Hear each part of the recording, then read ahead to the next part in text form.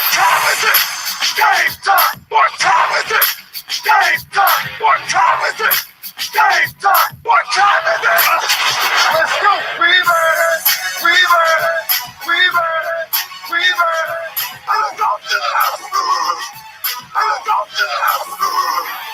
When I step on the field, I send one message. This is what it feels like. This is what it feels like. Football is getting hit. That's it. It's gonna be football now. What time is it? Game time. What time is it? Game time. What time is it? Game time. What time is it? Let's hunt now. Let's hunt now. Let's go. Let's hunt. I'm going to the house.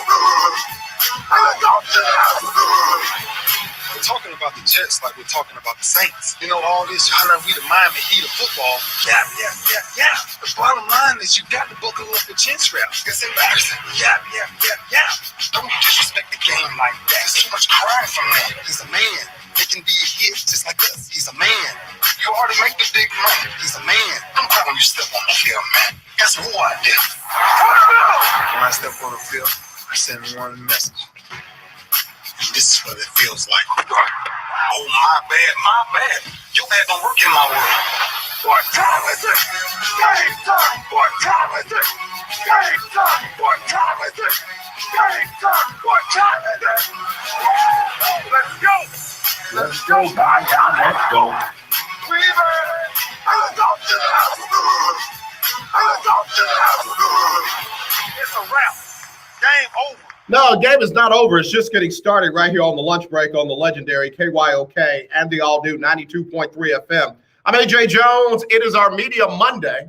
And again, we're streaming live on KYOKradio.org. We're on Facebook. We're on YouTube. Yeah, I gotta remember that. If you ever want to follow us on YouTube, just look for at lunchbreak KYOK, at lunchbreak_KYOK. You can also follow us on Instagram at lunchbreak_KYOK. On Twitter, it's at lunchbreak KYOK, no underscore. All right. So definitely follow us on all of the social media websites and spots. But you can always get us on AM 1140 and FM 92.3 right here in the city of Houston. A lot going on this weekend. That's why we call it Media Monday, so we could kind of talk about all the different things that went on this weekend. Bruh, the NFL draft, Thursday, Friday, Saturday, and then, of course, NBA basketball. We had college football. Got to give some love to Alabama A&M on winning the SWAC championship for the first time in 15 years. Congratulations to them. They jumped out and was able to run away a little bit from Arkansas Pine Bluff. Pine Bluff made it close late. Final score was 40-33. Was very surprised that the quarterback for Alabama A&M did not get drafted, nor was he signed as an undrafted free agent by an NFL team. In fact, no HBCU players were drafted in any of the rounds, and a few of them were signed as undrafted free agents after the seventh round on Saturday. A lot of things I can say about that, but I'll just leave it as just those facts. I got to tell you, I watched a lot of really good people's coverage of the NFL draft this weekend, and there are some really sharp, smart, excellent, did their homework people doing some good draft work. And these weren't the, if you will, the mainstream draft networks, your ESPNs, your Fox, your CBS, your Bleacher Report. Wasn't none of them. I'm talking about some real good folks who are doing some real good work on their own platforms, on different platforms that other folks might not be as familiar with. And none of them better than Keisha Kelly from Black College Experience, Keisha Kelly was all over it. In fact, I think her cousin got drafted by the Tennessee Titans, and Keisha Kelly put in that work. So great job by her. Great job, Kelsey, Nicole Nelson. Great job, David Grubb. Great job by, again, several people who just really put in the work over the weekend. Chris Williamson is another one that did some great draft work. And I got to tell you, a former NFL player is the truth. Hugh Douglas played with the Philadelphia Eagles, and that brother is just the absolute truth. You know, if you're not following him on Twitter, you need to do so, because that brother, again, was all on top of it and was bringing it from an in that locker room perspective. He even talked about not getting your name called, being an undrafted free agent, and going on to win, several different awards, go to Pro Bowls, that kind of stuff. Hugh Douglas really put some things in perspective for some of those young men that didn't get that phone call on Thursday, on Friday, or on Saturday. So again, really appreciate the folks that put in some good work and brought the draft to us in ways we couldn't imagine. So, again, I'll be talking about some of them. Obviously, the Texans, I don't think they surprised anyone. Somebody said, they sent a message. No, they didn't. No, they didn't. They didn't send a message. They did what they needed to do, I guess, by drafting Stanford quarterback Davis Mills with their very first pick in the NFL draft, which came in the third round at pick number 67. But it wasn't a message. It wasn't loud and clear. It wasn't any of that. I mean, anybody who has not kind of caught on to the fact that one of the multiple things are going to happen this season. None of them include Deshaun Watson in a Texans uniform or getting under center on the first weekend in September. None of those scenarios include that.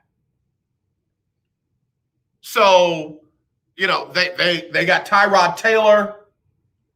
Forget who else they have. They brought in somebody else. And now they've got Davis Mills out of Stanford. Now, I think they got their man. I'm not saying that's good or bad. I'm believing they got who they want. I mean, they got someone who can go on to be the next Matt Schaub. They got someone that puts you in the mind of Tom Savage. And remember, Bill O'Brien went out and drafted Tom Savage. They didn't pick him up off the trash heap. That's their guy. That's who they wanted. He's not as tall as Brock Osweiler, but there's similarities. The similarities being Davis Mills did not start a lot of games at Stanford. Had some moments, but it's not like he led them to the Pac-12 championship. Not like he led them to an undefeated or a one-loss season. Not like he led them to the college football playoffs. Brock Osweiler. Brock Osweiler played, 7, 8 games with Denver. It's not like he led them to the Super Bowl. He helped them get there. Not like he was, earth-shattering. He played all right. He did beat New England in New England, though. I'll give him credit for that. But then the Texans brought him in, and you know what he did here. That's Davis Mills. I'm not knocking Davis Mills. I'm not saying he's a bad guy. I don't hate him. I don't think he lacks talent, arm strength, any of that. He's just raw. He's a lot more raw than people think that he is. And because of my connection to Stanford, and I have a connection to Stanford. I didn't say I had sources. I don't have anybody in the building. I have a connection to Stanford and an affinity for Coach Shaw. I watch their games. And Mills has some potential. He's got some arm strength. But he also has some work that needs to be done. got an elongated throwing motion. He's got a little bit of hitch in not his throwing motion, but in his decision-making process before he lets it go. And in the NFL, defensive backs live off of that. But guess what? I believe that there is a very realistic possibility that before the 2021 season is over, Mills will be under center. I love Tyrod Taylor. I would love to see Tyrod Taylor ball out. But as I said, I believe the Texans got their man. And I'm not going to read into that, but I'm saying a lot more than I'm saying. I believe before long, Mills will be the face of the franchise. I believe before long, Mills will be the starter, and it may happen this season.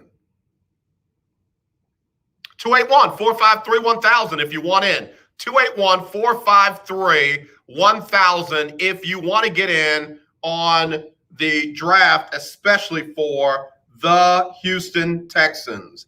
I'll be getting to them and the Dallas Cowboys in just a minute. Of course, the New Orleans Saints surprised a few people with one of their picks. I'll talk about that too. It's Media Monday on The Lunch Break. Claude Cummings Jr., Vice President of Communication Workers of America, District 6. Trey and I are inviting you to listen in to our new political talk show, Power to the People Political Hour. Hello, this is Trey Daniels from the Daniels Group. Yes, Claude, the show will be hard-hitting and informative, talking about national and local political issues of the day, week, and month. Interviews will be with pastors, community leaders, elected officials, and political operatives. You know, Claude, a part of our responsibility is informing the citizenry and give them power to the people. That's right, Trey. We're asking that you listen in on 1140 AM, 92.3, or streaming on KYOKradio.org, Thursdays at 10 a.m.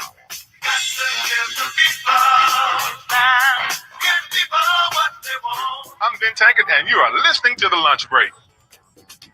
All right, y'all, back here on The Lunch Break on the legendary KYOK and the all-new 92.3 FM. It is our Media Monday. And again, I'm talking about what happened with the NFL draft and what happened with the Houston Texans. Trying to get this Michelle Obama spot queued up real quick. I think somebody's calling me. Let me get you on hold. Let me see if I can get Michelle Obama going here on the lunch break.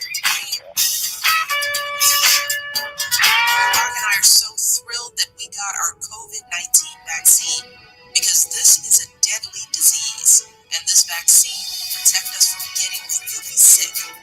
Getting vaccinated is safe and it could save your life and allow us to start getting back to seeing friends and family again. We can do this. To learn more, go to cdc.gov/coronavirus. Paid for by the U.S. Department of Health and Human Services.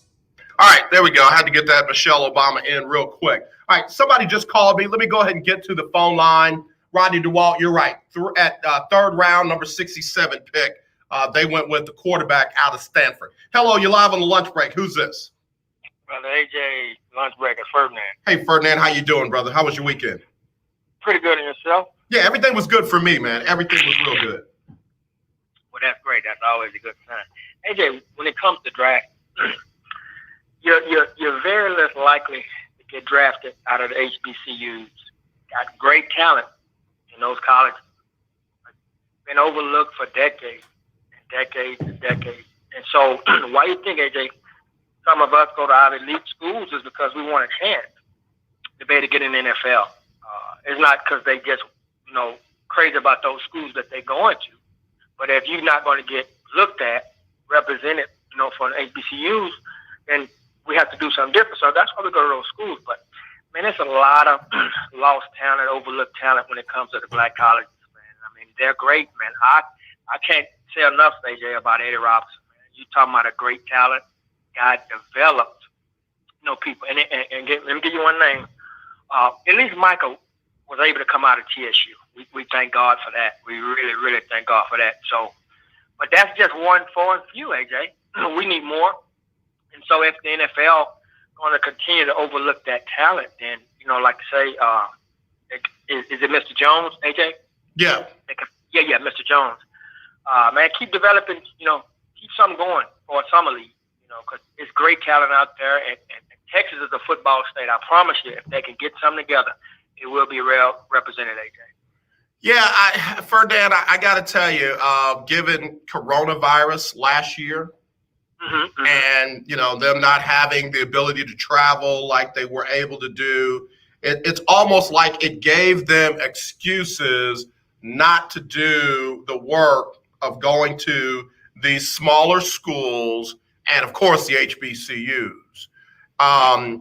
This year was a little different, but they treated it like it wasn't.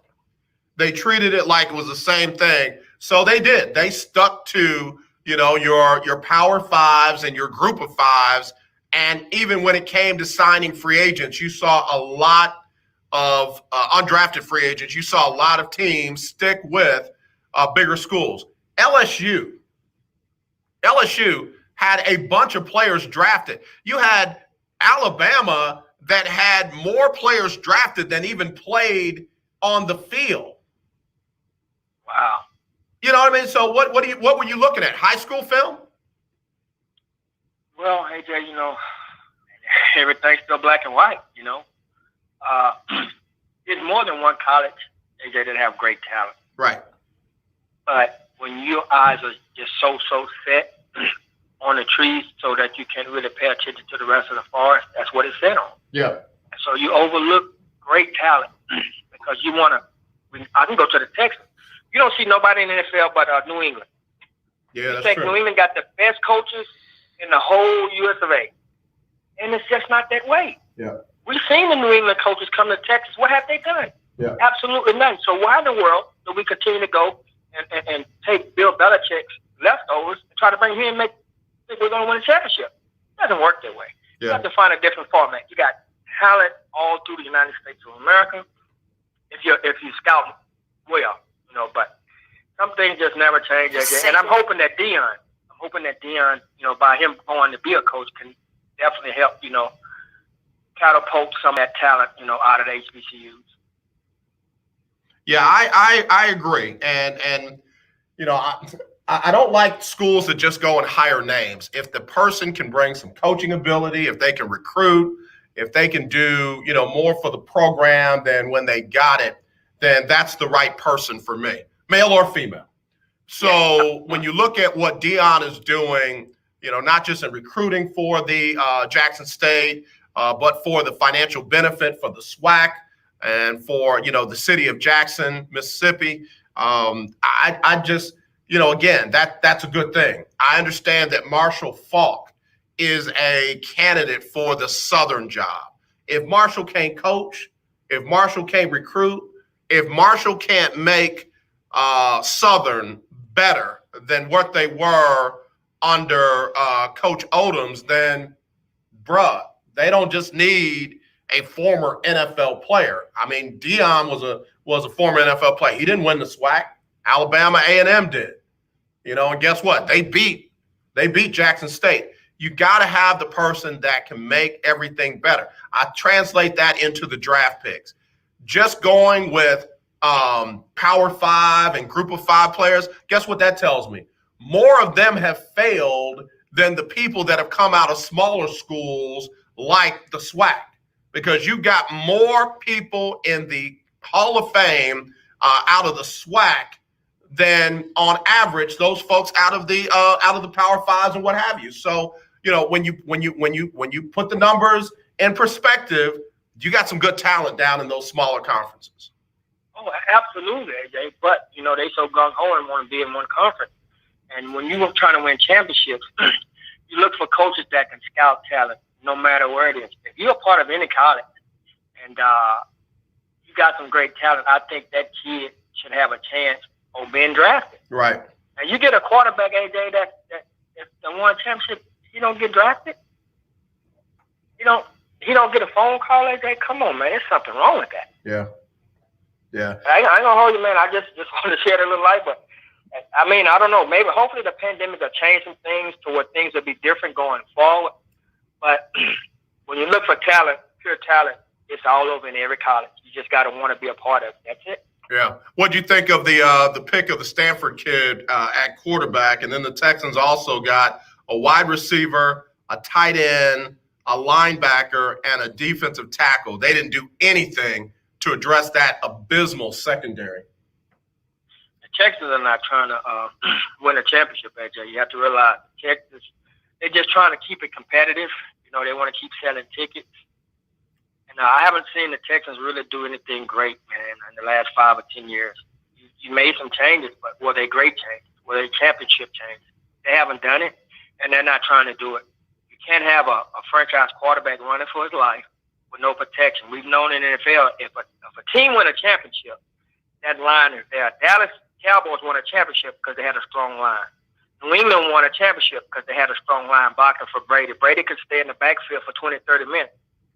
They block for him. So when you give your quarterback time to make, great decisions, you get championships. So the Texans, they have to revamp their plan, and they're just going to tell Texans, AJ, for decades, you won't see a Texan with a championship. That's just how it is. Yeah. I saw somebody say that they know that there'll be a championship in Houston. I don't agree with that. I just don't. I mean, you can say whatever you want to say and say you know it. That doesn't mean it's going to be true.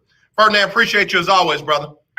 All right, appreciate it. Have a good one. All right, Ferdinand, Caller of the Year 2017 right here on the lunch break on the legendary KYOK. If you want to get in, it's Media Monday, 281-453-1000, 281-453-1000 on the legendary KYOK. With your boy, TD Blackshear, every Tuesday from 10 to 11 a.m. on the legendary KYOK, 1140 a.m. and 92.3 FM. See you there. In need of tires? Check out OMG Tire Services and more. New and used tires, all the name brands you desire, located at 3126 Tidwell between 59 North and Jensen. Give them a call at 832-767-3211. Top-notch service from beginning to end. When you're done, get your car hand-washed inside and out at OMG Tire Services and more. Located at 3126 Tidwell between 59 North and Jensen. Call 832-767-3211. That's 832-767-3211. Conveniently located on the north side. The legendary KYOK 1140 AM. The legendary KYOK 92.3 FM. Radio stations in one.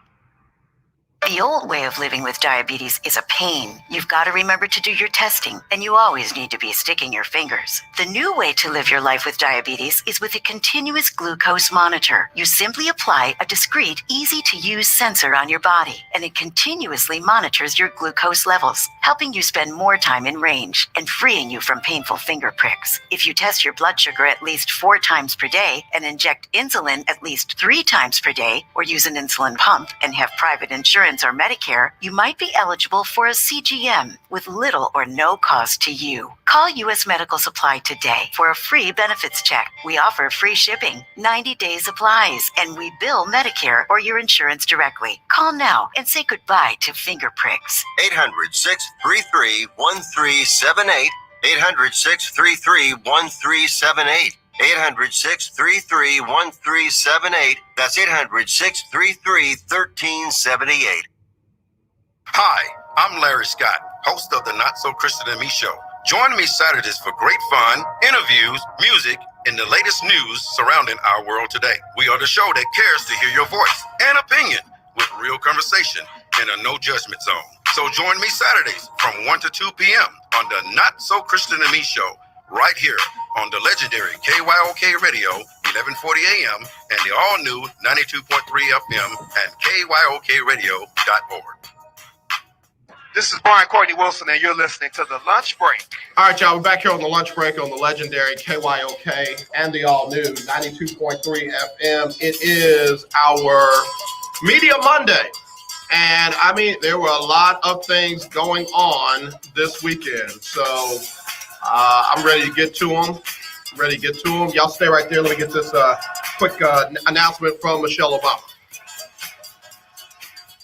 Barack and I are so thrilled that we got our COVID-19 vaccine because this is a deadly disease, and this vaccine will protect us from getting really sick.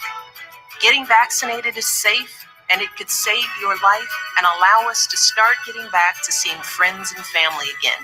We can do this. To learn more, go to cdc.gov/coronavirus. Paid for by the U.S. Department of Health and Human Services. All right, we're back here on the lunch break on the legendary KYOK and the all-new 92.3 FM. Also on our streaming live on kyokradio.org. Keith Hennick, how you doing, sir? Caller of the year 2020. I was just saying with Ferdinand right before the break that the Texans got a quarterback, which was something that they felt like was important to do. They did get a young man that's got some talent. They've got a young man that played at a high level with some good competition in the Pac-12. And I think they got their man. I think they got their quarterback of the future. I also think that they will be getting him in as soon as he's ready to go. I don't think that'll be day one. I think Tyrod Taylor's going to hold it down. And then as soon as they can get that young man ready to go, I think you'll be seeing the Davis Mills era. There we go. That's what I'm looking for. Ushered in here in Houston. I also think, again, that Deshaun Watson has played his last game as a Houston Texan. Not talking about the legal issues or guilt or innocence or anything like that. No matter how it turns out, I don't see Deshaun Watson back in a Texan uniform or under center anytime soon. In fact, I'll be surprised if he plays at all in 2021. All right, then we got the Dallas Cowboys. And, Cowboys took care of a need at linebacker with their first pick. And then on Friday and Saturday, they got busy. They got them a couple of offensive linemen. They went out and got 3 defensive backs, 2 defensive tackles, an edge rusher, a wide receiver, and another linebacker. So Dallas, put the names aside because everybody likes to go on the name. And we're already talking about the schools. If it's a Power 5, then, it was a good pick. It was a good pick. If it was a group of 5, that kid's got potential. Oh, in the Senior Bowl, he did X, Y, and Z. Dallas, to me, did what most folks say you shouldn't do. Dallas didn't take always the best available player at the time. They got what they needed. They definitely needed some secondary help. They definitely needed some help on the offensive line, if for no other reason than to add some depth to it. And then they definitely needed some help defensively, and they got that with a couple of DTs, an edge rusher, and 2 linebackers. I don't know if they needed a wide receiver, but you can't have too many of those in a league that's geared around the offense putting up a whole lot of points.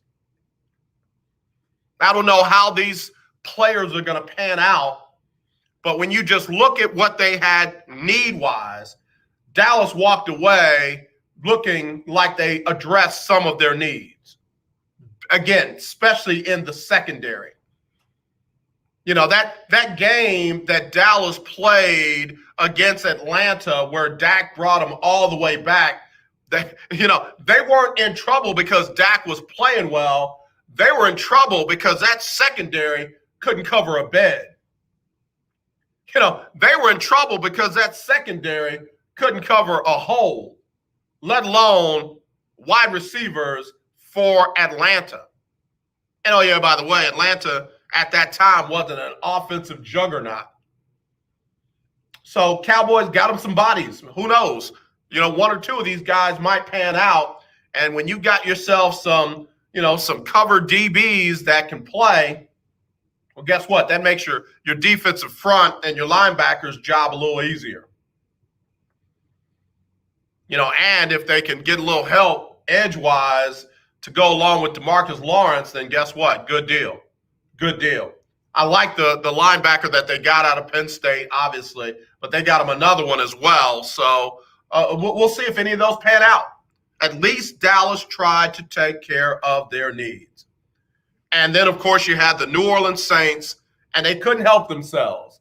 They could not help themselves. 4th round, already got 2 potential starting quarterbacks on the roster. Really all you need is, a young rookie or a free agent that's got some ability, like, I don't know, maybe a Josh Rosen, somebody like that. Nope, they go out and get Ian Book out of Notre Dame, 4th round. And to me, Ian Book is another Taysom Hill. Ian Book can run, can do the RPO, run the RPO offense. I guess he can throw. I guess. I mean, I'm not being, maybe I should look Ian Book up. Let me do that before I go any further whatsoever. Let me look up Ian Book. And let me look up Ian Book stats. There we go. Ian Book stats. All right. College football sportsreference.com. Ian Book completed 63.8. Let's round it up. 64% of his passes for 8,948 yards, 72 touchdowns, 20 interceptions, and averaged a passer rating of 147 in college. Yards per attempt, he was in the 6, 8, 7, 8. So, all right, he's throwing it downfield. Average yards per attempt, though, is a little 4.7. Now he jumps up 8.6, 8.6, 8.5. Touchdowns. He had his best year was in 2019, 34 touchdowns. 2018, 19 and 7. And then, of course, last year, 15 touchdowns, 3 interceptions.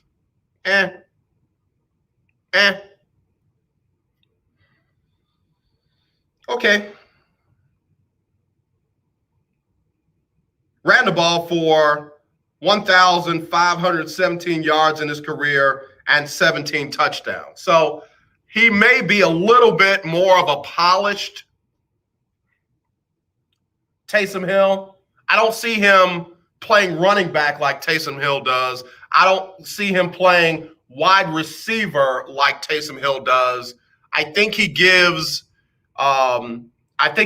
Sean Payton a option to do some things in the pocket, in the backfield, maybe a little bit better than Taysom Hill. But on a team that needed so much because of their salary cap issue, that's where the pick looks. You did what? Like there are offensive linemen in the 4th round. There's some defensive line help in the 2nd round. There's some linebacker depth or secondary depth in the 4th round. But that's not what they wanted. They wanted that young quarterback, so that's what they got. That's what they got. So here we go. Now that all the picking is done, now that all the selecting is done, now that all the the signing still needs to happen. Not all these folks have agreed to contracts yet, but now it's time to get them in some kind of workouts and see what they look like in NFL drills and NFL practices and workouts. And I guess they're going to try to have some form of a preseason, right? You know, all the cities are trying to get back to normal. I guess they're going to have some form of a preseason, right? Where's Willie Gibson? Willie Gibson knows this stuff. But anyway, see what they look like in some real NFL action, and then see who makes the team and who doesn't. Not everyone that gets drafted makes the team. Will Ian Book make the team? Look, I don't have any doubt that the quarterback out of Stanford is going to make the Texans squad. I don't have any doubt about that. Let me look at what the Texans have on their roster at quarterback. Hang on. Let me go over here. NFL team, not that, teams, homie, teams. There we go.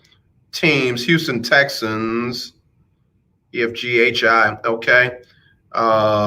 Roster position, we go down to quarterback, and the Texans have on the roster Ryan Finley, who they picked up from Cincinnati, Davis Mills, and Tyrod Taylor, along with Deshaun Watson. So I guess if you had to get a ranking, Tyrod's the starter, Finley is the backup, and Mills is the potential practice team player. AJ, you keep looking over Deshaun like he's been guilty of something. No, that's not what I'm doing. Remember, it's the NFL. They don't have to wait until a person is guilty or not. They can go ahead and suspend him indefinitely, put him on the commissioner's, the commissioner's exempt list for an indefinite period of time until this plays out. I say again, I don't see Deshaun on anybody's field, definitely for the start of the season, if at all, in 2021. So, yeah, Tyrod Taylor, Ryan Finley, Davis Mills. And we go from there. So we'll see. 281-453-1000 if you want in. 281-453-1000 is the number to dial, or you can text me 832-403-5005. That's 832-403-5005. Obviously, there's a bunch of draft grades out there. Did not tell y'all after the draft is over, I get excited because now we don't have to see any more of those mock drafts. It's kind of like the election. After the election is over, you stop hearing all those ads and stuff like that. Sure enough, the 2022 early look mock draft has happened. 4 minutes ago, Ryan Wilson of CBS Sports put out his mock draft already. And in round one, with the number one pick, guess what? He's got the Houston Texans taking Kayvon Thibodeau, defensive end out of Oregon. He says the only reason a quarterback doesn't go here is because the Texans used their first pick in 2021, a third rounder, on quarterback Davis Mills. Instead, they get Thibodeau, who has been dominant in his first 2 seasons at Oregon. Go back to what I just said. The Texans got their man with Mills. If already they're not talking about getting one of the top quarterbacks to come out next year, that means they believe in Davis Mills. In fact, they've got the first quarterback going, Sam Howell out of North Carolina, going to the Detroit Lions. Next quarterback is Spencer Rattler out of Oklahoma, going to the Washington football team. And again, this is the way too early mock draft for 2022. They got Spencer Rattler going to Washington with the 8th pick. They've got Kedon Slovis out of USC going to the Raiders at number 9. They got Malik Willis, quarterback out of Liberty, going at number 10 to Carolina. See if there's any other quarterbacks in there. First round next year. Doesn't look like it. Desmond Ridder out of Cincinnati going to Denver. Yeah, none of those excite me. None of those are like, oh, yeah, it's going to be a great pick. But it just goes to show that the Texans, in most of the experts' eyes, are going to be as bad this season as they were last, and will be battling for the number 1 pick. And with that number 1 pick, they'll probably go defense instead of quarterback because they got their man. All right, so what I want to do, though, is kind of go over what some of the experts have for the grades, in the NFL picks. Who thought did well, who they thought didn't do so well, and all of that. So give me a minute. Let me take another break, and when I come back, we'll kind of break down the grades in the NFL right here on the legendary KYOK and the all-new 92.3 FM. It is our Media Monday. If you want to get in, hit me up, 281-453-1000, or text me, 832-403-5005. It is the lunch break. 1140 AM and 92.3 FM. The legendary KYOK.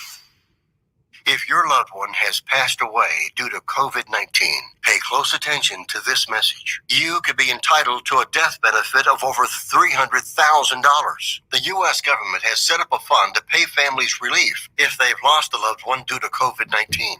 We know this is a hard time for you, and this fund has been set up by the federal government to help ease your pain. The compensation includes a death benefit and lost wages benefit. Time is limited, so we urge you to make a free phone call right now. There's no cost to you for this claim. All legal fees are only covered once you receive your money. So if you've lost a loved one due to COVID-19, call the legal helpline right now to find out if you qualify for a cash award. Here's our number, 800-876-7047, 800-876-7047, 800-876-7047. That's 800-876-7047. Paid for by the IPG Law Group. Do you watch television? Of course you do. Then have you tried Dish TV from All American Dish yet? No? Well, now is a great time because we are giving everyone that calls today a 2-year locked-in price. Your rate will not change for 2 years. The clock is ticking. Call now, get Dish, and get your price locked in for 2 years and save yourself some money. Dish has your favorite TV programs, even Netflix and Amazon Prime built into the DVR. You can even watch Dish anywhere you have an internet connection. Plus, we've even got awesome discounts for the military and seniors. Oh, and one more thing. Call All American Dish now and we'll even give you a free Google TV voice remote, free installation, and free equipment. Don't wait. Call All American Dish now. 800-296-1302.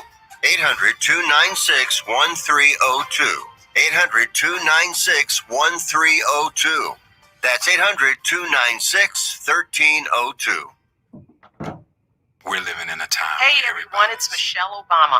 Barack and I are so thrilled that we got our COVID-19 vaccine because this is a deadly disease, and this vaccine will protect us from getting really sick.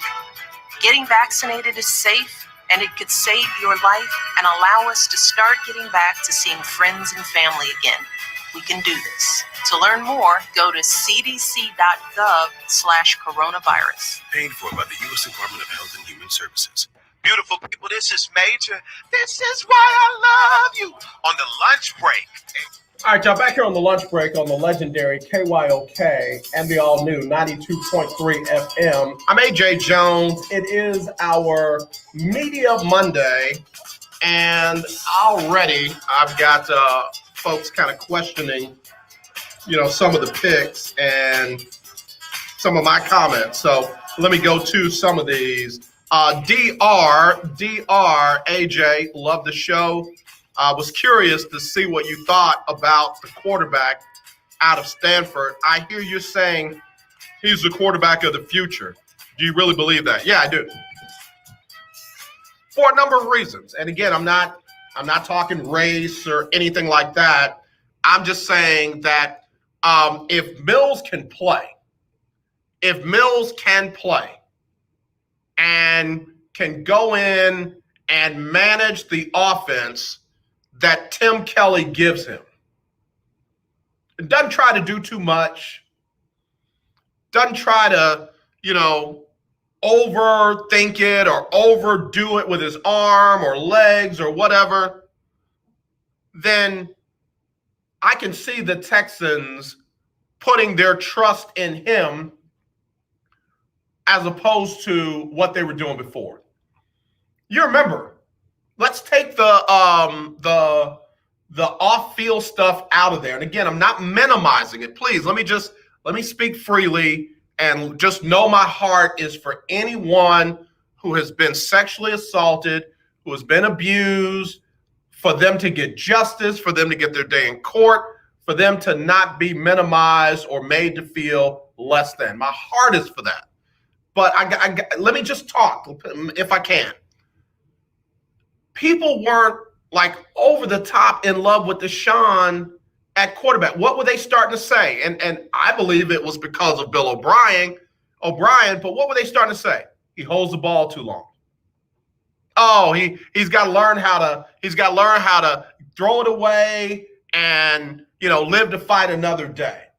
Or, sometimes you just got to run the play. You don't need to be running around trying to be Superman.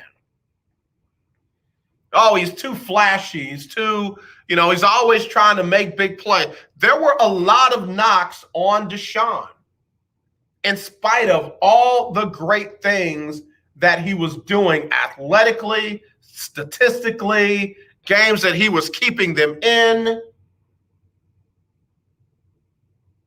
So if the Texans get a less exciting version of a quarterback that does what they want him to do and doesn't turn the ball over and doesn't, have too many mistakes that are just you have no ability to come back from, I can see there being a back office, front office decision. We're going to go in this direction.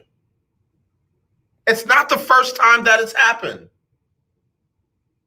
The Arizona Cardinals, and I know you're going to go, oh, but he was no Deshaun Watson. The Arizona Cardinals took a quarterback in the first round one year and then took another quarterback in the first round the year after that, and guess what? Got rid of their previous quarterback.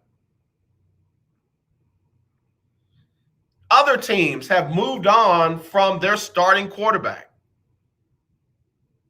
We just saw the LA Rams take a quarterback that's led them to the Super Bowl and trade him for a guy that's barely been to the playoffs.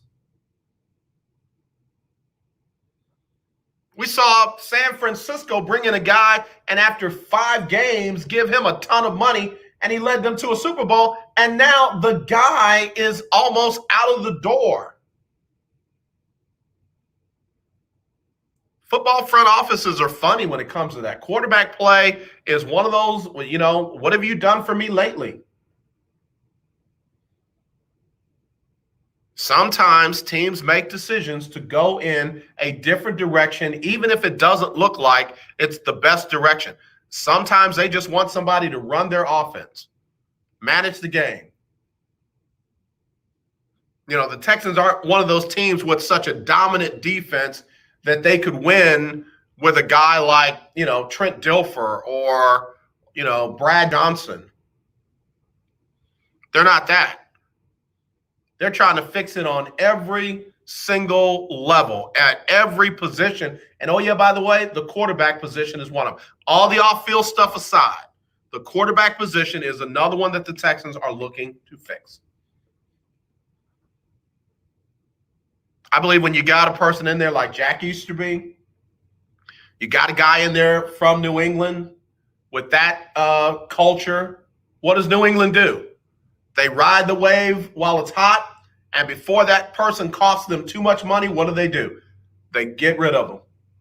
They let them go get paid somewhere else. I believe the Texans have cried. We want Deshaun. Before all this hits, they didn't want to let Deshaun go. This hitting and getting Davis Mills, it might be the perfect storm for them to move on from Deshaun. Tyrod Taylor can hold the seat long enough for them to get that young man up to speed. He stay out of trouble off field. He smile real bright. They get him on a couple of HEB commercials, and guess what? Back in business, baby. How many of y'all saw Trading Places? Trading Places. When the two brothers were on Skid Row and they were sleeping under cardboard boxes and somebody dropped a bunch of money in their cup, what did they say? We're back. Mortimer. The Texans will be back in business if this Davis Mills thing works out. So we'll see. But DR, thanks for the message. All right, got another one here, 832-313. 832-313. AJ, do you really think the Cowboys address their needs? How many of those guys that they drafted do you think will start? It's not always about starters. It's about guys that can play. And playing doesn't mean you always start. If you can bring in some guys that can hold it down in the nickel package or the dime package, or I can't believe I'm even going to say this because it reminds me so much of you-know-who that's no longer here in Houston and had all the power while he was here. If you can get some quality special team play out of some of these guys,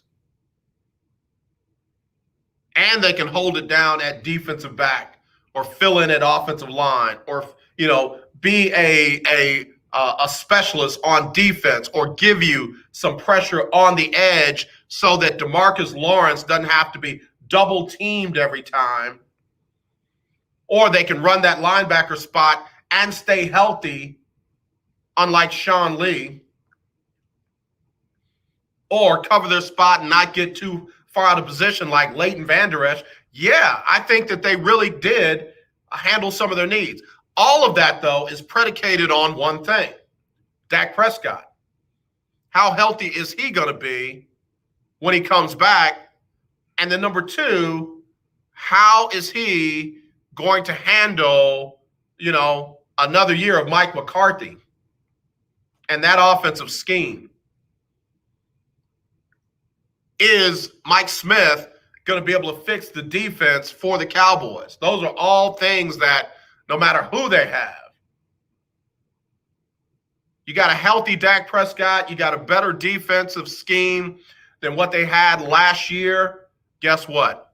Better team. And that's just with what they had. You kind of fill some of those holes that you had in that secondary, better team.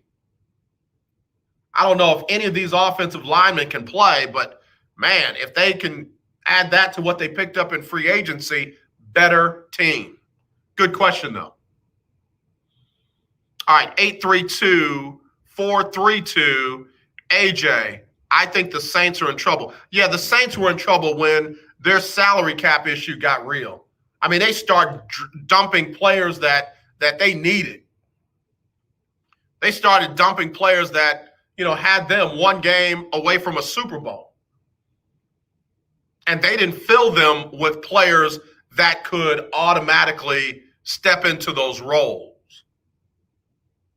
I literally would be surprised, given all the changes that the Saints made, if the Saints win the NFC South again, or if they are in any competition at all with the Tampa Bay Buccaneers for the conference title or the the division championship.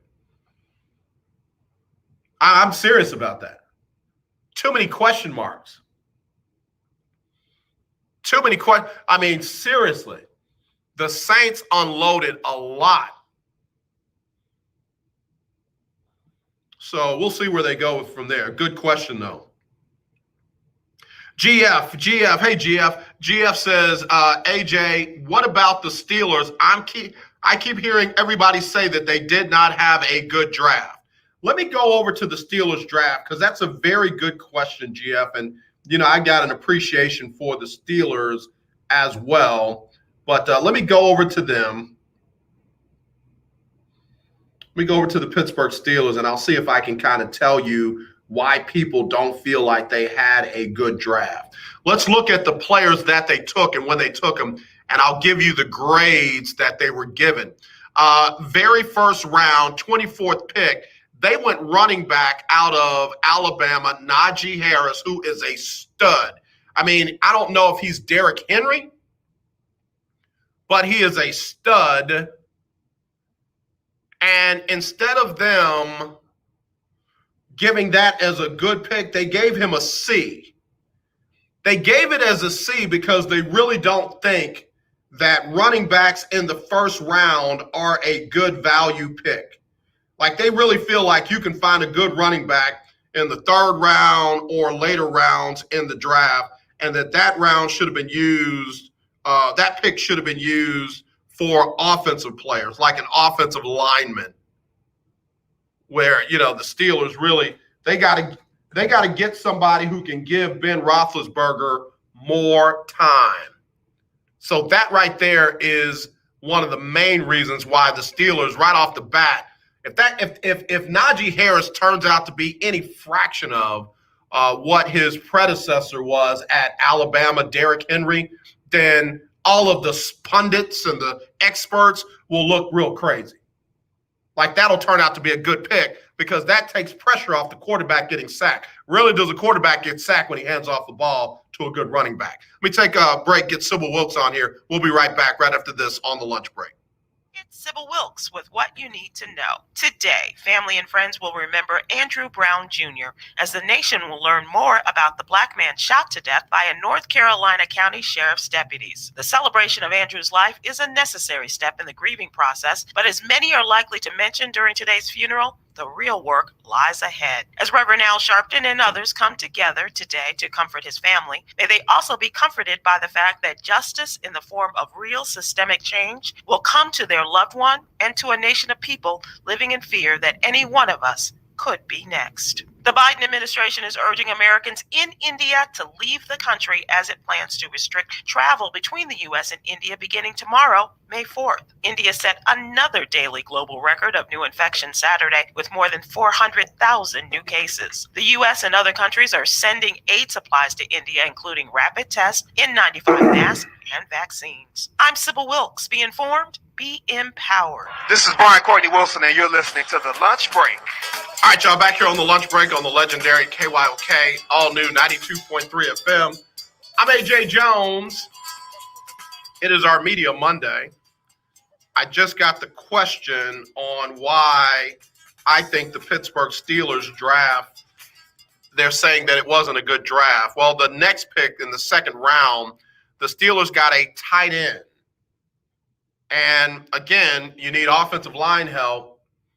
You need, some help on the, not much, but a little bit of help on the defense for them to go running back, tight end. You got a C for a very good running back. You got a C plus for a very good tight end. And neither one of those had anything to do with the player's ability.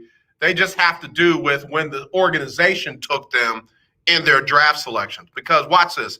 They got an offensive lineman in the third round out of Illinois. Got an A- for him. Illinois wasn't no powerhouse. Illinois wasn't killing it. This offensive lineman can play, though. This offensive lineman can play.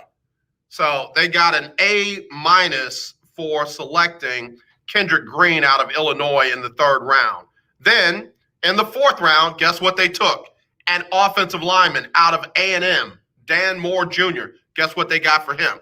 A-. A-. And then in the fourth round, again, they go linebacker, and they get a C- for him, linebacker out of A&M. Now, again, they feel like the defense is set. They need a lot of offensive line help. And anytime they went away from what the experts thought that they needed, they got a bad grade. So don't necessarily feel like the Steelers had a bad draft. They just didn't do what the experts who were trying to justify their work thought that they would do. All right, let me hit the top of the hour. Be right back right after this on the lunch break on the legendary KYOK. The legendary 1140 AM KYOK Conroe and 92.3 FM K222CX Houston. The views and opinions expressed on all radio shows broadcast on KYOK are entirely those of the host, guests, and callers who are entirely responsible for all show content and do not in any way reflect the opinions of KYOK Radio, its sponsors, staff, or management.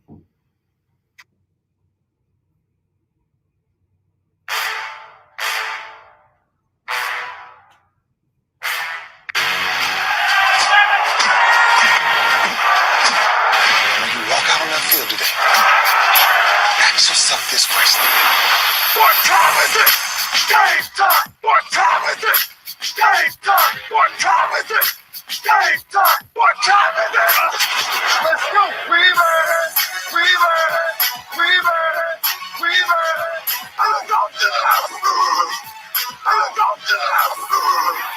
When I step on the field, I send one message. This is what it feels like. This is what it feels like. Football is getting hit. That's it. It's gonna be football now. What time is it? Game time. What time is it? Game time. What time is it? Game time. What time is it? Let's hunt now. Let's hunt now. Let's go. Let's hunt. We made it. I'm going to the house. I'm going to the house. We're talking about the Jets like we're talking about the Saints. You know, all this holler, we the Miami Heat of football. Yeah. The bottom line is you got to buckle up the chin straps. It's embarrassing. Yeah. Don't disrespect the game like that. There's too much crying from him. He's a man. They can be a hit just like us. He's a man. You already make the big money. He's a man. Don't cry when you step on the field, man. That's war out there. When I step on the field, I send one message. This is what it feels like. Oh, my bad. Your bad don't work in my world. What time is it? Game time. What time is it? Game time. What time is it? Game time. What time is it? Let's go. Let's go. Let's go. We made it. I'm going to the house. I'm going to the house. It's a wrap. Game over. All right, y'all, back here on the lunch break on the legendary KYOK, all new 92.3 FM. It is our Media Monday, and a lot of folks asking me about their respective teams' drafts. And what I just said about the Pittsburgh Steelers draft could be true about any of your teams. Somebody just hit me up. Let me see, make sure I got the initials right. All right, TF just hit me up about the Cincinnati Bengals draft. And let's see, let me go back to that. Team Cincinnati, same thing. If you don't draft what the experts think you needed to draft at that time, not going to get a good grade. Like they got a number one round, first round, fifth pick, Jamar Chase, probably the best wide receiver in the draft, and they had the nerve to give it a B+. You got to get Joe Burrow somebody to throw to that's not the ghost of A.J. Green. I mean, how many quarterbacks have been waiting on A.J. Green to get healthy and help them out there on the field? Yes, he needed offensive alignment, and that's why the number one wide receiver in the draft only got a B+ because they didn't get an offensive lineman. And then in the second round, they got an offensive lineman out of Clemson, and they got a B- because they didn't pick the offensive lineman that they thought was best available at that time. So instead of getting an A for an offensive lineman that played on one of the most high-powered offenses in college football, he only gets a B- because it wasn't a person that the folks thought that they should get. Then they got a real good grade on the third round when they got Joseph Asai out of Texas, got an A on him, and Asai is a player. The fact that they got him in the third round, 69th pick, value plus ability gets an A in their book. And I like this young man. I got a chance to see him play a little bit. Then in fourth round, again, another edge rusher out of my alma mater, Tulane. They got a B- on him. Defensive lineman out of LSU in the fourth round, A- on him. Got an offensive lineman out of East Carolina, a lot of size, 6'4", 289. And from what I hear about this young man, great feet. He's got great feet, can get to that second level and block downfield. So they got a good grade on him, even though he was further down. They got what'd they get on that young man? Oh, an A- on him. So again, Cincinnati, don't be mad. You got a lot of picks, number one. Number two, you filled some of your need. And number three, you upgraded some of what you had. A.J. Green is done, at least in Cincinnati. So why not get, one of the best wide receivers in the draft with Chase out of LSU? and he's got some relationship with Joe Burrow. So you just took your young rookie quarterback and gave him one less thing to worry about. That's an A in my book all day long. That's an A in my book all day long. But let's be realistic now. I don't see Cincinnati competing with Baltimore and Pittsburgh. See what I did there? See what I did there? I know everybody's got Cleveland being the cream of the crop in the AFC North, but until Cleveland does it, I'm not giving it to them. And oh yeah, by the way, Cincinnati played Cleveland tough twice last season. Joe Burrow doesn't get hurt, and either one of those games could be different. So, I don't think Cincinnati's going to jump up to 10, 12 wins or anything like that. Hey, T. Barnes, I don't think they're going to jump up to 10 or 12 wins or anything like that, but I also don't think that they're going to be, 4 wins, 5 wins. If they are, then Zach Taylor's got to go. If they are, it's time to get rid of the Sean McVay wannabe coach, because he's obviously not the guy for the job. And I know, well-respected around the league, they love him in Cincinnati, yada, yada, yada, blah, blah, blah, blah, blah. It's time to get folks in there that will produce and not just have a bunch of potential. Potential is just as good as toilet paper. It's there when you need it.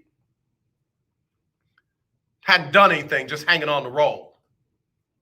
So, they gotta get something out of this coach.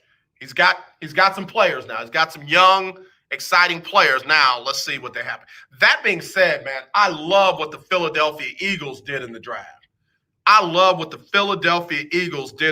I know that we don't have a lot of Eagle fans that listen. I hope Annette is listening, because Annette, I love what the Eagles did in the draft. The fact that they only gave Devontae Smith a B+, once again, you took one of the best wide receivers and the biggest playmakers in the game, and you're only going to give him a B+. And I know that's a couple of things. One, his size, what it ultimately turned out to be, and two, when they took him. But you gave your playmaking quarterback a playmaking wide receiver? All right. Don't let Jalen Hurts get in there and get comfortable with Smith and they do that thing big, because I'm telling you, that's going to be a problem right there. That thing is going to be a problem. And then they got some offensive line help out of Alabama. They got some D-line help out of Louisiana Tech with Milton Williams in the 3rd round. Defensive back help. They brought in the running back. Now, I'm not sure about him. Kid out of Memphis. From what I understand, he's pretty good. I didn't see him play when they played U of H and Cincinnati. But, I think that Philadelphia did some good things. And they don't have Carson Wentz. That is one of the hugest moves in the offseason that Philadelphia did. What are you talking about, AJ? Carson Wentz, I feel like he's one of those guys that sucks the air out of the room, that when he's having a bad day, everybody's having a bad day. When he's not right, nobody's right. When you got a guy like Jalen Hurts, who on every single level has been a believer, like, hey, listen, I might have messed up on that, but I believe we can come back. Oh, I might have misread that, but I believe I'll do, we'll get it right this time. And he just makes everybody around him better. He did it at Alabama, did it at Oklahoma, and I believe he's going to do it now that he will be the guy in Philadelphia. And I'm sorry, I know they're talking about making it a quarterback competition with him and and your boy, but listen to me. I believe that Philadelphia is going to be a lot better and a problem. Joe Flacco is not the answer at quarterback. It's Jalen Hurts, and you just got to go with that and put some of those playmakers to work. That defense should be better. Offense should be more consistent. Jalen Hurts does not turn the ball over a whole lot. Jalen Hurts knows how to go ahead and tuck it away and live to fight another day. But Jalen Hurts also knows how to make plays legs and arm, and with his head. Smart kid, very smart kid. And he's got some playmakers, people who can break it once they get it in their hands. I'm not saying Philadelphia is going to win the NFC East, but I know one thing, they'll be right in there. In fact, everybody has the Giants draft better than the Eagles draft. I don't know. In Dave Gettleman, I don't trust. I know Todd Malcolm is a big fan of what Daniel Jones and what the head coach there in the Giants is doing with what he had. Bruh, everyone in that division was under 500, right? So it ain't like they're killing it. Are they playing better? Maybe. I'm going to leave my jury out on that one. They're going to have to show me. I like what they did in Washington. I like what they did in Philadelphia. I already said what I felt about the Cowboys. If I had to rate the drafts in the NFC East, I'd go Philly with a slight edge over Washington, with a slight edge over the Cowboys, with a sizable edge over the Giants. And I would even rank them in that order. I think Philly wins the division. I think Washington or Dallas comes in second, and the Giants are in the bottom of the barrel again. All right, got to take a break. I'll be back with more right after this on the lunch break on the legendary KYOK and the all-new 92.3 FM. Just got a question. Thoughts on the Cleveland draft? I'll get to it next, right after this. Hello, this is Claude Cummings Jr., Vice President of Communication Workers of America District 6. Trey and I are inviting you to listen in to our new political talk show, Power to the People Political Hour. Hello, this is Trey Daniels from the Daniels Group. Yes, Claude, the show will be hard-hitting and informative, talking about national and local political issues of the day, week, and month. Interviews will be with pastors, community leaders, elected officials, and political operatives. You know, Claude, a part of our responsibility is informing the citizenry and give them power to the people. That's right, Trey. We're asking that you listen in on 1140 AM, 92.3, or streaming on KYOKradio.org, Thursdays at 10 a.m.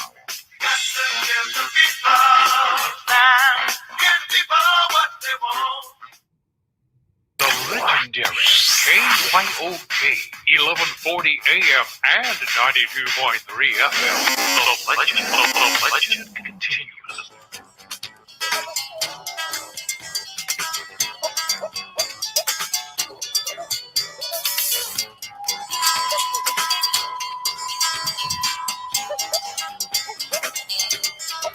Hey everyone, it's Michelle Obama. Barack and I are so thrilled that we got our COVID-19 vaccine because this is a deadly disease and this vaccine will protect us from getting really sick. Getting vaccinated is safe and it could save your life and allow us to start getting back to seeing friends and family again. We can do this. To learn more, go to cdc.gov/coronavirus. Paid for by the U.S. Department of Health and Human Services. I'm Ben Tankard, and you are listening to The Lunch Break.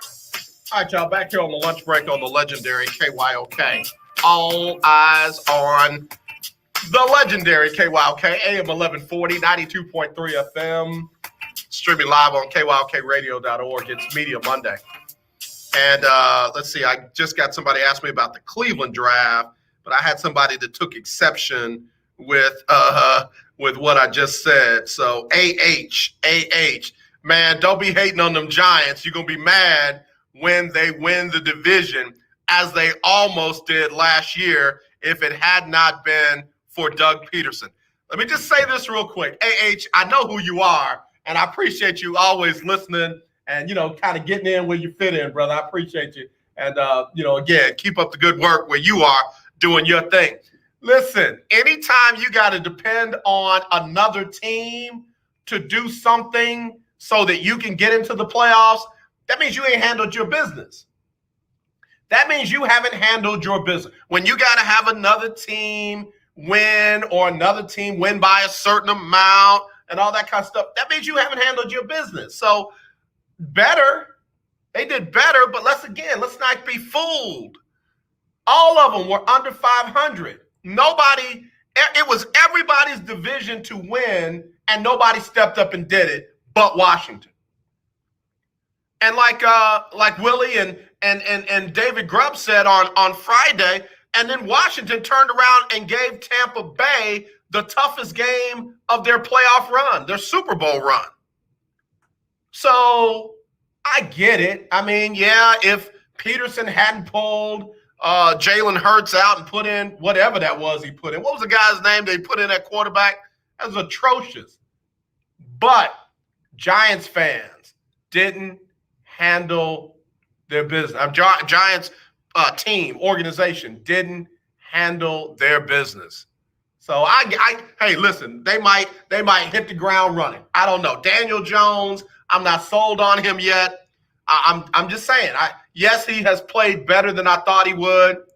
You know, Saquon Barkley, they got to get him back healthy. You know, they just got to be consistent. But I ain't giving them nothing. If I have to rank that division, I just ranked it the way I thought it was going to go down. I think Philly will be the team to beat. I think Washington or Dallas will be that number 2 spot. And then the Giants ain't got nowhere else to be but that last spot. I see them winning 7-8 games, which means they'll be what? 7-10, 8-9. All right. That's just me, though. That's just me. And if I'm wrong, you know what I'll do. Ahem.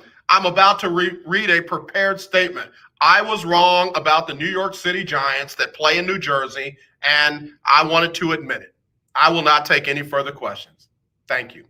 You know, I'll come in and admit it if I'm wrong, but I doubt it. I may be wrong, but I doubt it. Okay, so let me get to the Cleveland Browns. Let me go to their draft. And I got to be honest with you. Cleveland,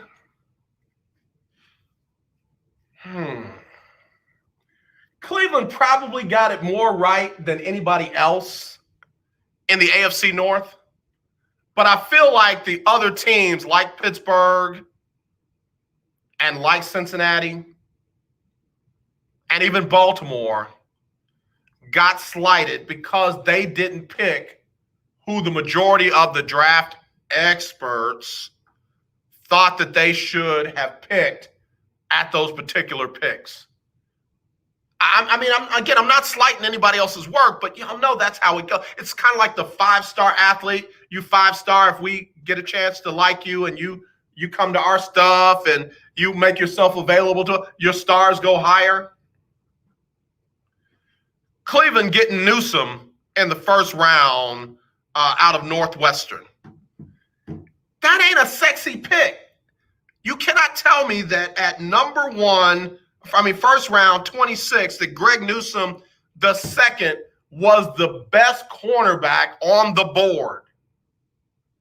But because he was one of the best cornerbacks on the board and Cleveland got him when they did and that filled the need, guess what they got? A B. Not B minus, not C plus, but a B. Now, that next pick, second round, the linebacker out of Notre Dame, A plus, because that dude can straight out ball and he's playing in the environment that he was used to playing in college. You know, one of the better linebackers at that time, and that was a need for them. A plus. Couldn't have gotten that one wrong. Good pick, right time, right player. The wide receiver out of Auburn. They gave him a B. But did the Browns need another wide receiver? Did the Browns really need a wide receiver? And we're talking about a third-round dude out of Auburn, 6 foot, 179. I don't have his 40 speed or anything like that. Let me see. Back up. Let me go back to the Swartz kid out of Auburn. Speed. Skinny. Good snap out of his breaks, but not a savvy route runner yet. and isn't a contested catch wideout. Brown's receiver room needed some more speed in the group. So that was what the value was, the speed. All right. Hold on, I got to take a quick picture of this. Bang. All right. So, again, I didn't love the pick, but the analysts did, and they gave him a B for it.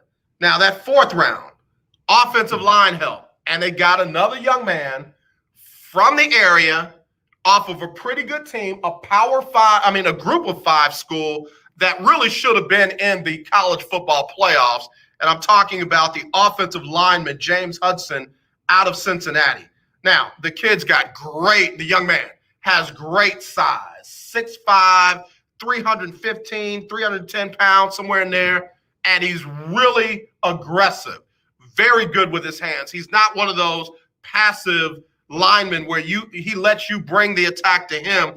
This young man will punch you in the chest and keep you off of his quarterback and will get downfield and make things happen down there. And again, from that area, played in that environment, going to be playing in that environment 8 games out of the year or 9, however many they play at home.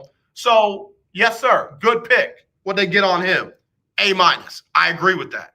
You got a linebacker out of Ohio State in the 4th round. Got to be on him. You got another linebacker out of West Virginia. Again, be on him. Cleveland fulfilled needs, and they fulfilled the needs with players that, when you look at it on paper, they can play. Not all those guys are going to make the roster. Not all of them are going to make the roster. So overall, what would I give Cleveland's draft? I really would. Willie, you're not going to believe I'm going to say this. A-, B+. A-, B+. When I average it all out, A-, B+. Now, got to make it work. Got to make it work. Got to take a break, but when I come back, I'll go ahead and give you my early prediction for the AFC North. I'll do that next, right here on the lunch break. Legendary KYOK. Tune in to Table Talk with your boy, TD Blackshear, every Tuesday from 10 to 11 a.m. on the legendary KYOK, 1140 a.m. and 92.3 FM. See you there. In need of tires? Check out OMG Tire Services and more. New and used tires, all the name brands you desire. Located at 3126 Tidwell between 59 North and Jensen. Give them a call at 832-767-3211. Top-notch service from beginning to end. When you're done, get your car hand-washed inside and out at OMG Tire Services and more. Located at 3126 Tidwell between 59 North and Jensen. Call 832-767-3211. That's 832-767-3211. Conveniently located on the north side. The legendary KYOK 1140 AM. The legendary KYOK 92.3 FM. 2 radio stations in one. The old way of living with diabetes is a pain. You've got to remember to do your testing, and you always need to be sticking your fingers. The new way to live your life with diabetes is with a continuous glucose monitor. You simply apply a discreet, easy-to-use sensor on your body, and it continuously monitors your glucose levels, helping you spend more time in range and freeing you from painful finger pricks. If you test your blood sugar at least 4 times per day and inject insulin at least 3 times per day, or use an insulin pump and have private insurance or Medicare, you might be eligible for a CGM with little or no cost to you. Call U.S. Medical Supply today for a free benefits check. We offer free shipping, 90-day supplies, and we bill Medicare or your insurance directly. Call now and say goodbye to finger pricks. 800-633-1378. 800-633-1378. 800-633-1378. That's 800-633-1378. Hi, I'm Larry Scott, host of the Not So Christian and Me Show. Join me Saturdays for great fun, interviews, music, and the latest news surrounding our world today. We are the show that cares to hear your voice and opinion with real conversation in a no judgment zone. So join me Saturdays from 1 to 2 p.m. on the Not So Christian and Me show, right here on the legendary KYOK Radio, 1140 AM, and the all-new 92.3 FM and KYOKradio.org. Hey everyone, it's Michelle Obama, and I wanted to let you know that Barack and I couldn't be more thrilled that we got our COVID-19 vaccine. This is a deadly disease, and we know the vaccine will protect us from getting really sick. It's how we'll start getting back to seeing friends and family and doing all those things we love again. So I hope you'll join me, Barack, and millions of others around the country and get your vaccine as soon as it's available to you. It's safe, it's free, and it could save your life or the life of someone you love. To learn more, just go to cdc.gov/coronavirus. I know it's been a long, hard year, but we can beat back this pandemic. With your help, we can do this. Paid for by the U.S. Department of Health and Human Services. My name is Devon McDonald from Jamaica, play with Indianapolis Colts, and listen to the lunch break. All right, y'all, back here on the lunch break on the legendary KYOK, all new 92.3 FM, streaming live, KYOKradio.org. Big Time Floyd, I don't know why I keep trying to make Mike Smith be the new defense coordinator of the Dallas Cowboys. It's Dan Quinn, Dan Quinn, my bad. Definitely a upgrade from the guy that they had before, Nolan. But Big Time Floyd said, regarding the draft, I'm excited just seeing the many new faces on defense. Defensive coordinator Quinn is a huge upgrade over Nolan. Jerry Jones has warned McCarthy, sink or swim. No more excuses. NFC Championship or start packing. I believe he's going to be packing. I do. I believe that Philadelphia is probably going to be the one that comes out of the East. Cowboys got a chance now. I'm not saying that it's theirs and nobody else's. Cowboys definitely have a chance. And like I said, all that is predicated on the defense playing better. I mean, statistically, they were horrible. And it wasn't just statistically. Every way imaginable, it was horrible. And then if Dak comes back and is healthy, they can't be, going back with Ben Beducci and all these other folks. Obviously, they don't have Andy Dalton, who was Todd Malcolm's, darling. Oh man, if they can get Andy Dalton as the starter for $20 million, they don't have to pay Dak $40 million. You see how that worked out. So if Dak can come back healthy and that defense can play, reasonably better, Cowboys are going to be right there in the thick of things. Right there in the thick of things. But the NFC East is going to be tough like it was back in the day. I think that all those teams are going to be better. In fact, here's the thing. I think somebody with 9 or 10 wins will win the East. It won't be a 7-8 win deal anymore. It'll be 9 or 10 that finally gets it done. All right. So let me go back to the AFC North. And I wanted to look at something real quick. The Cleveland Browns obviously lost to the Ravens to start last year. And then they went on a 4-game run where they beat Cincinnati 35-30. Washington, they beat Washington 34-20. They beat the Cowboys 49-38. Cowboys defense was horrible. And then they beat the Colts 32-23.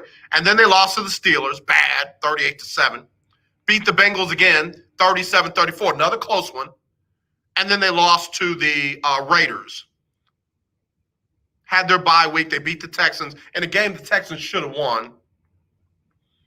Barely beat the Eagles 22-17. Got by the Jaguars 27-25. Outscored Tennessee 41-35. Lost a close one to the Baltimore. And then they beat the Giants 26. Lost to the Jets. And then they beat the Steelers. Without Ben, right? I say all that to say there were games on that schedule that the Browns should have lost, and there were games on that schedule that they should have won. What are you saying to me? I don't know if I see a big improvement. I mean, what they do? They won how many games? 11-5 last year. What are we saying? They're going 14-2, 13-3? I don't know if I see that. Again, it's either Pittsburgh or Baltimore's division to lose. If Pittsburgh can protect Roethlisberger and he can be productive, not win it with his arms, if he's throwing it 50 times or more, they're in trouble. They're in trouble. If he gets sacked 4 times or more, they're in trouble per game. They're in trouble. Baltimore is one of those teams, man. If you can get Lamar Jackson going, and I'm not talking about running the ball, but you get him just playmaking. Notice I didn't just say with his arm. If you can get him just playmaking where he's got that defense off balance, if I had to go with that Baltimore team versus Cleveland, I'm going that Baltimore team. That's the team. That's the Baltimore team that beat Cleveland 38-6 to start the year. So what am I saying? I'll go Pittsburgh, Baltimore, Cleveland, Cincinnati. I mean, Brown fans, I'm not trying to hurt your feelings. I'm not trying to rain on y'all's parade. 11-5 was huge. But let's not get twisted now. We're not going up 14-3 because I keep forgetting we got 17 games. We're definitely not going 15-2, 16-1, 17-0. 10, 11 wins. All right. Clap for it. What Busta Rhymes say? It'll make you clap. Clap. But don't get mad at me because, they ain't a whole lot more wins on the schedule than what you had before. Good draft, A-, B+. 10, 11 wins, provided nothing drastic happens. I know Myles Garrett got some help, though. I know he's got some help. So, we'll see. We'll see. I wish Pittsburgh had gotten Justin Fields or one of those quarterbacks. I really do. I really do. I wish Pittsburgh had gone with a legit quarterback in the draft. Najee Harris, again, good pick. I think my most interesting pick for the Steelers was in the 7th round when they got the punter out of Georgia Tech. He's a brother, Presley Harvin III. Presley Harvin III. I hope they don't treat him like the Raiders and the rest of the NFL treated Marquez King out of where'd he go? He's an HBCU guy. I hope they don't treat him like that. I hope they give that young man a shot. That's the most interesting pick for the Steelers for me. Quarterback, they're going with Ben Roethlisberger. They're going with the rocket scientist out of Tennessee. And they re-signed Mason Rudolph. Ugh. Goodness gracious. Why? Why? I don't know. But anyway. All right. Who else? I think I'm going to give the NFL a break for a second.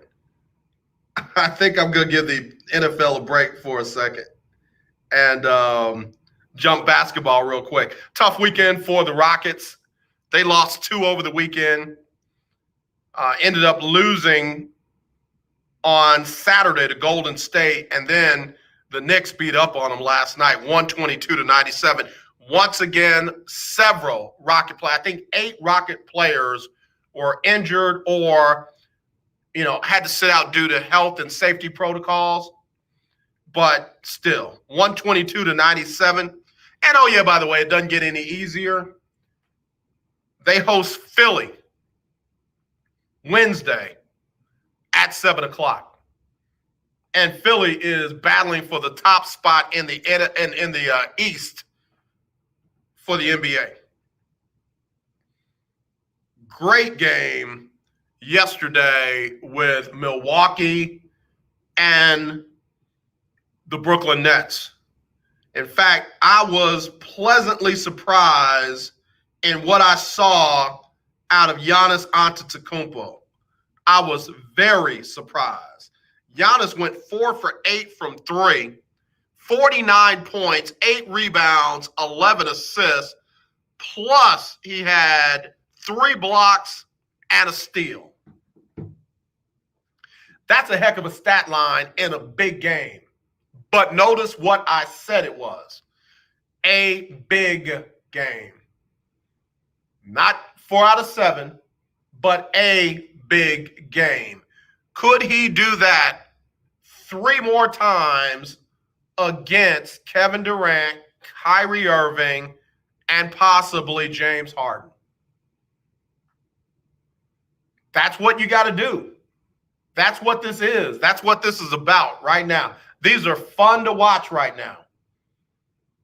And it's a lot of fun to talk about when Giannis goes off for 49, 8, 4, 3 blocks, and a steal, and then you go over to Brooklyn and you got the same thing. You got KD, 42, 10, 2 assists. He had he didn't have any blocks, but he had a steal. Fun to watch. Great to talk about. Playoff time. 4 out of 7. 4 out of 7. 4 out of 7. And I'll be honest with you, I don't know if Giannis can put up that kind of performance 4 times in one series against Brooklyn. Against Brooklyn. And I don't know, why are people so down on Kyrie Irving? Why are people so down on Kyrie Irving? I mean, Kyrie Irving doesn't play the way that he played in the playoffs. Cleveland doesn't beat the Golden State Warriors. That wasn't all LeBron. Kyrie realized there's nobody over there that can guard me. Not Steph, not Clay, definitely not Draymond, not Andre, not any of the guards coming off the bench. Nobody can guard me. So everything ran through him. I mean, he hit the game winner in that game 7. LeBron provided the defense and the assist, but Kyrie hit the game winner. Was it because Kyrie wanted to separate from LeBron and be the man in Boston and he wasn't able to be the man in Boston? Well, who has been the man in Boston? Jason Tatum? Jaylen Brown? Who's the man in Boston? Tell me again what they've done. Oh, they've been to the Eastern Conference Finals. All right, how's that worked out for them? How many NBA Finals have they been in? And since when? Oh, but he's kind of weird. He thinks the earth is flat. He was trying to start his own league and all this kind of, what does that got to do with basketball? Tell me, who else do you want running the point in the playoffs in the East other than Kyrie Irving? I'm not talking, don't pull somebody off the 15th ranked team or the 14th ranked team or the 13th ranked team. I'm talking about in that's playoff caliber and that could possibly get to the Eastern Conference Finals. Who you want running the point? Kemba, I'm sorry. Who? I don't understand. It's almost like anybody who was associated with LeBron gets hated. No, he's just different. He doesn't think like everybody else. Man, please. Brooklyn is going to be a problem, not just because of KD, definitely not just because of James Harden, because we haven't even started talking about playoff James Harden, but also because of Kyrie Irving. None of those other guys that they got in the offseason that was bought out of their contract is more valuable to that team than Kyrie Irving. When Kyrie and Kevin Durant, when Kevin Durant and Kyrie decided to go to Brooklyn, it was a different team. Then when they brought in James Harden, it was like, oh yeah, they're contenders. And then everybody else. I don't understand the Kyrie hate. It's not like you're going to get Dame Dollar to come and run the point for Brooklyn. And I say again, there's not really anybody else in the East that I would take head and shoulders over Kyrie to run the point. Not Jason Tatum, not Jaylen Brown, not Kemba Walker. I mean, give me somebody off of one of the other squads that can run the point. Milwaukee doesn't have anybody at point. Drew Holiday? Stop it. But great win for the Bucks. Kings beat the Mavericks. And, oh, yeah, by the way, if Luka Doncic gets another technical foul, he's out. He's suspended. Hope that doesn't come in the playoffs. And, oh, yeah, by the way, the Lakers are now in the playoff part of the play-in part of having to play in to the playoffs. They're at number 7 right now. They're tied with the Mavericks and the Blazers. But as far as tiebreakers go, the Mavericks are at number 5, Portland's at number 6, and the LA Lakers are at number 7. The Lakers, Dallas, and Portland are not going to catch the Clippers, nor will they catch Denver, nor will they catch the Utah Jazz or the Phoenix Suns. So somebody's got to get over into that number 6 spot, and whoever doesn't is going to have to play in. And, oh, yeah, by the way, it might be the Lakers. LeBron doesn't like it. He says whoever came up with that should be fired. Well, unfortunately, that's the way it goes. So let me take my break. We'll be right back right after this on the lunch break on the legendary KYOK, all new 92.3 FM.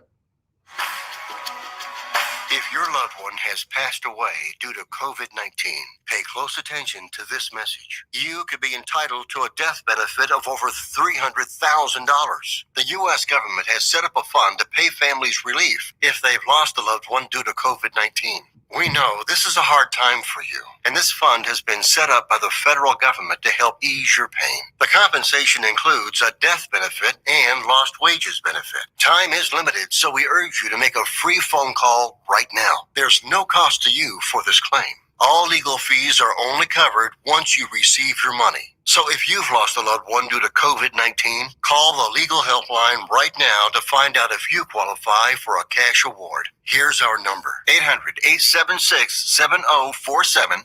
800-876-7047. 800-876-7047. That's 800-876-7047. Paid for by the IPG Law Group.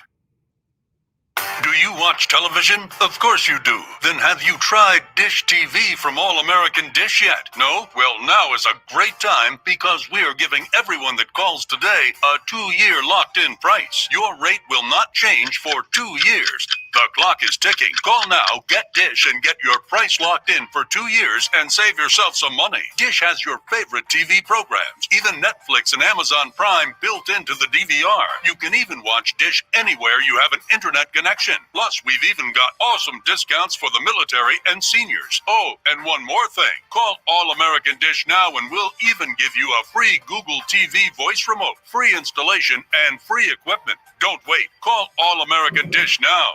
800-296-1302. 800-296-1302. 800-296-1302. That's 800-296-1302. You're listening to 1140 AM and 92.3 FM, the legendary KYOK.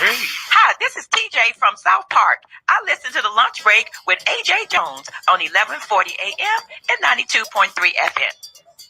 Hey everyone, it's Michelle Obama, and I wanted to let you know that Barack and I couldn't be more thrilled that we got our COVID-19 vaccine. This is a deadly disease, and we know the vaccine will protect us from getting really sick. It's how we'll start getting back to seeing friends and family and doing all those things we love again. So I hope you'll join me, Barack, and millions of others around the country and get your vaccine as soon as it's available to you. It's safe, it's free, and it could save your life or the life of someone you love. To learn more, just go to cdc.gov/coronavirus. I know it's been a long, hard year, But we can beat back this pandemic. With your help, we can do this. Paid for by the U.S. Department of Health and Human Services.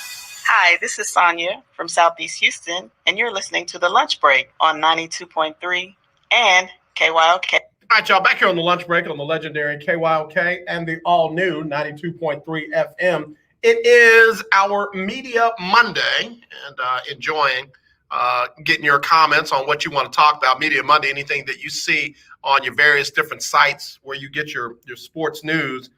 That's what we can talk about on Media Monday. Let me see if there's any breaking news. While I'm looking for that, don't forget to tune in to Coffee with Keith every Saturday from 12 to 1. Man, had a great show. This past Saturday.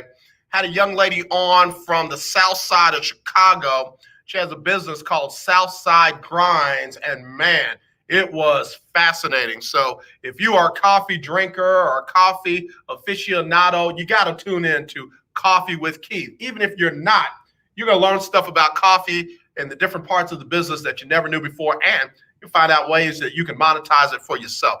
Great business opportunities in the field of coffee. So Coffee with Keith right here on the legendary KYOK, AM 1140, 92.3, streaming live on KYOK Radio Saturdays from 12 to 1. All right, so let me see. Breaking news. What do we got here? All the draft grades are out. Pete Prisco has draft grades out. I refuse to read those, and I'll just leave it at that. I think I've been pretty nice today, haven't I? Yeah, I'm going to try and keep it that way. Let's see. The Vikings eyed trade for Justin Fields before moving back. But let me tell you something. The Minnesota Vikings got their quarterback of the future. And I don't think that it'll be too many seasons before Kellen Mond isn't the guy in Minnesota. I can see Kellen Mond backing up Kirk Cousins this season, but not 2022. I really believe that Kellen Mond will be under center, if not this season, definitely in 2022, because everything that Kirk Cousins isn't, Kellen Mond is. That was a great pick in the draft. The pick that I didn't care for, and I wished other teams had jumped on it, was Jamie Newman going to Philly. There were other teams that could have benefited from him, especially if they've got an aging quarterback or a quarterback that, his contract's about to come up in the next year or two. You got time to groom him, get him ready. Everything that they're talking about doing with Trey Lance, a team could have done with Jamie Newman. Why am I not crazy about him being in Philly? I don't see Jalen Hurts vacating that spot for a while. It's like having a freshman star quarterback. I'm sorry, a sophomore star quarterback, and then you bring in a freshman who could start. So, just me. I love that that he got drafted. I just wish it hadn't been there. Let's see what else we got. Michael Vick at his age ran a 4.7 40-yard dash. Pat Mahomes says Vick's 40 time is still faster than his. That's pretty interesting. Let's see. Well, I talked about LeBron James. I already talked about that.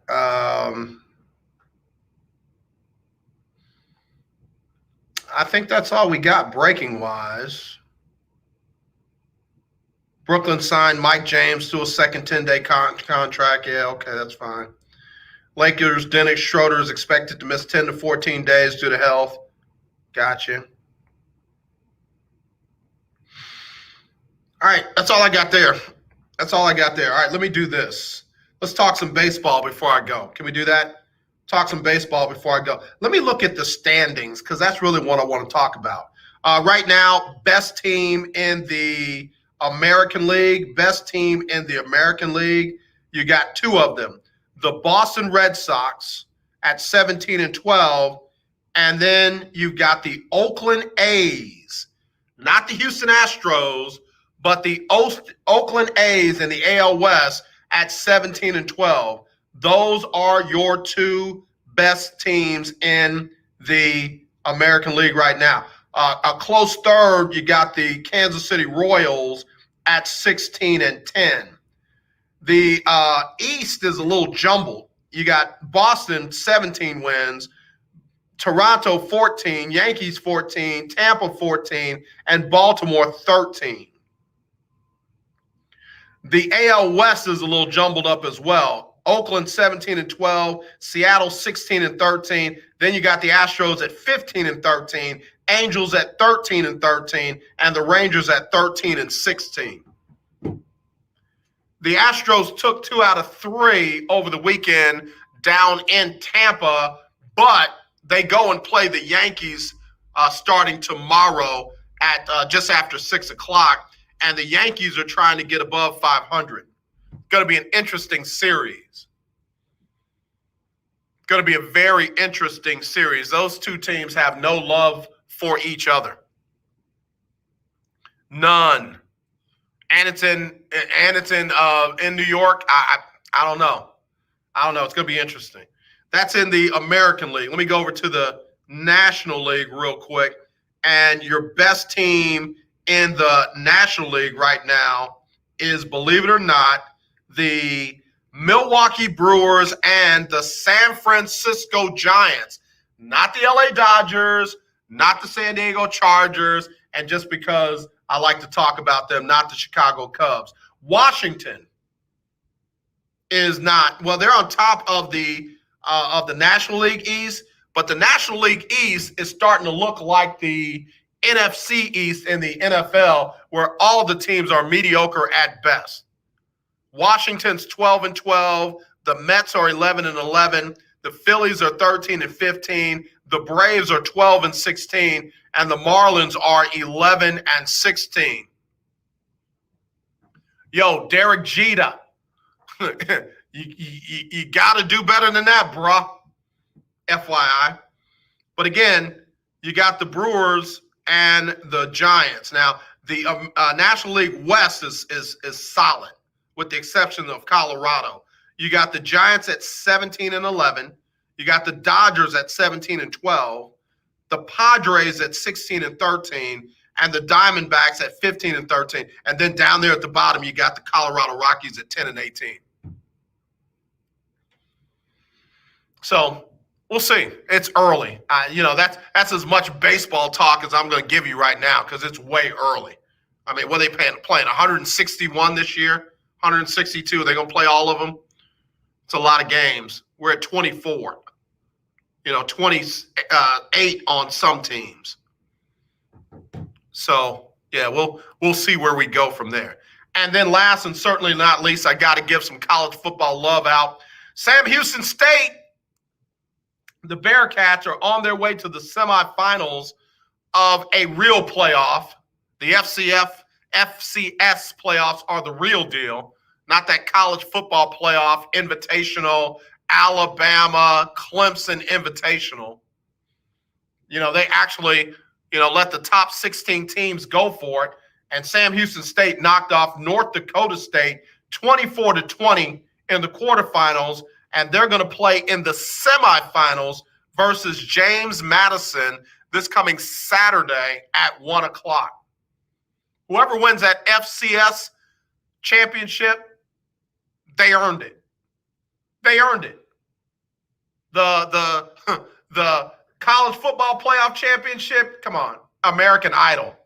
Got enough votes to get in there, and, it ain't always the best team that wins it.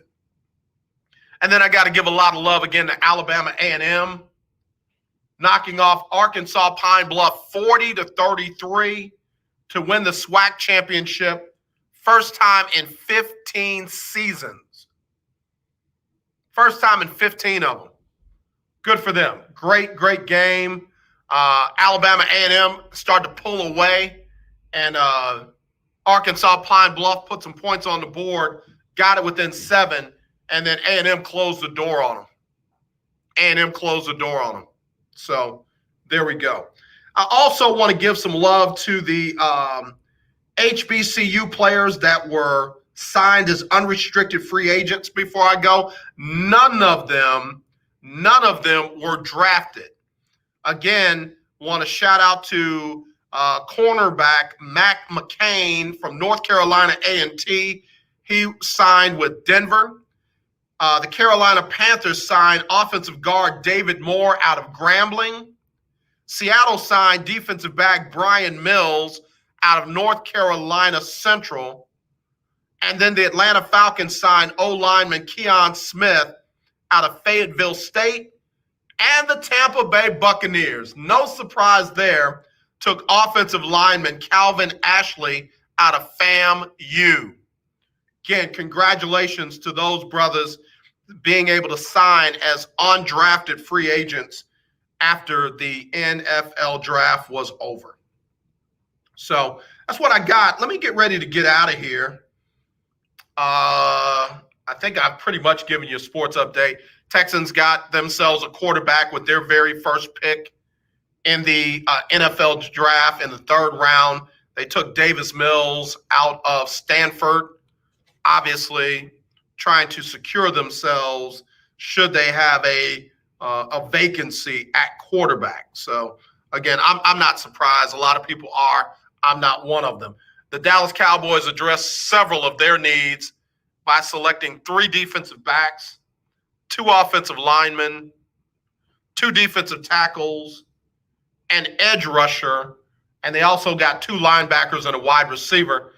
And New Orleans got themselves a quarterback for some reason. In the 4th round, they took Notre Dame quarterback Ian Book. The Rockets lost both their games over the weekend to Golden State and to the Knicks. They're going to host Philly. That'll be Wednesday at 7. The Spurs lost to Boston on Friday, 143-140 in overtime, and then to Philly, 113-111. It was a tip-in, a putback by Ben Simmons at the buzzer that gave Philly the win. The Spurs are at Utah tonight at 9. Dallas lost to Sacramento, 111-99. New Orleans beat Minnesota, 140-136. And again, that'll wrap it up for me. Donnie McClurkin up next with the Donnie McClurkin Show. He'll give you the best in gospel music. Latest in the gospel music industry. Donnie does his thing every Monday through Friday from 2 to 3. In the morning, you got Erica Campbell and Griff. And then you got Called to Inspire by Dr. Sylvia Cole. I'll be back with Team Texas Tuesday. As always, let's not be divided. Let's be united. I love you. There's nothing you can do about it. Wear your mask where you're supposed to. Wash your hands 30 seconds or more. Sanitize everything around you. Be sensitive to everybody around you. And, hey, don't be afraid to go out and get that COVID shot. If you want it, it's available. Anybody 16 and up can get it. And definitely when you see that racism, kill it. Not the person, but the racism. And, of course, stop killing unarmed black people. All right, y'all. Y'all take care. I'll see you tomorrow.